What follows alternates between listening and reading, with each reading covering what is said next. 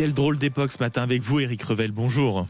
Bonjour Maxime, bonjour à tous. Mais regardez-moi quelle forme. Et quelle forme aussi d'un point de vue fiscal, mon cher Éric Revel. Parce que l'État, on le sait, cherche de l'argent, beaucoup d'argent. On sait qu'il est aussi incapable de porter des réformes pour diminuer la dépense publique. Et là, surprise, hier, c'est un rapport de la Cour des comptes qui a jeté un nouveau pavé dans la mare fiscale. Oui, vous avez parlé de proposition de nouvelles taxes Zuckman à la française. Je vais y revenir, mais vous avez raison. Alors le constat, il est très simple de ce rapport.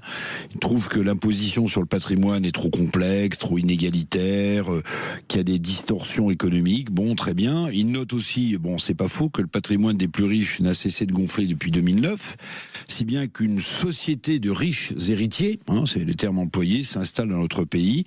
Et comme l'égalitarisme, mal bien français, a toujours pignon sur rue, la Cour des comptes veut trouver des recettes pour l'État. Oui, des recettes pour l'État. Alors, le 10e de la population la plus favorisée détient aujourd'hui 60% de la richesse nationale. Oui, ça c'est le constat. Et 1% des plus riches en possèdent 27% à lui seul, c'est beaucoup. Alors est-ce qu'il y a trop de niches fiscales ? C'est vrai, la question se pose, mais vous allez voir, le pire est à venir. Et c'est à ce moment-là que les experts proposent donc un véritable Big Bang de la fiscalité sur le patrimoine. Oui, avant de partir pour la Cour des comptes européenne, Pierre Moscovici, le patron de la Cour des comptes française, a réuni ses experts et voilà, il préconise un Big Bang de la fiscalité du patrimoine dans notre pays. Alors ce sont des propositions. La priorité et principale piste de ce rapport consiste à proposer aux législateurs une réforme de l'imposition des successions, de l'imposition des donations, morceau choisi évidemment du patrimoine.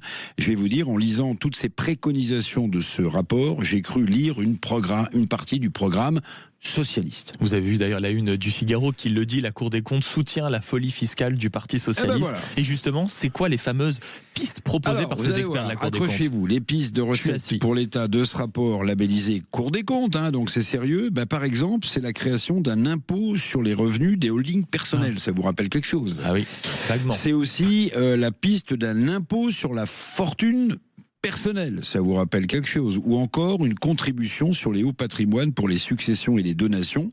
Oui, on peut parler d'une sorte de tentative de taxe Zuckman à la française. Et puis c'est pas tout, et peut-être le plus grave, le rapport suggère aussi de restreindre le fameux pacte Dutreil. Alors je rentre pas dans le détail, c'est une niche fiscale importante pour les patrons d'ETI, les entreprises à taille intermédiaire, c'est une niche fiscale qui coûte, c'est vrai, de l'argent. Mais au moment où un nombre très important de successions va avoir lieu dans ces entreprises à taille intermédiaire familiale, dans les 2 ans qui viennent, il va y en avoir beaucoup, je vais vous dire, raboter ce fameux pacte Dutreil, c'est la porte ouverte à quoi ? C'est la porte ouverte à des fonds étrangers pour prendre le contrôle de pépites industrielles françaises. Ce qu'on a vu par exemple pour certains vignobles français avec l'arrivée d'investisseurs chinois. Absolument. Et donc, raboter, enlever le pacte Dutreil, ce serait pour moi un non-sens. Alors à ce stade, je rassure tout le monde, aucun compromis ne semble émerger sur une telle réforme de fond avec de nouveaux impôts, mais en tout cas les propositions sont là. Mais vous le constatez, Maxime, le vieux réflexe de taxer encore semble être la seule trouvaille d'élite à court de réformes de fond.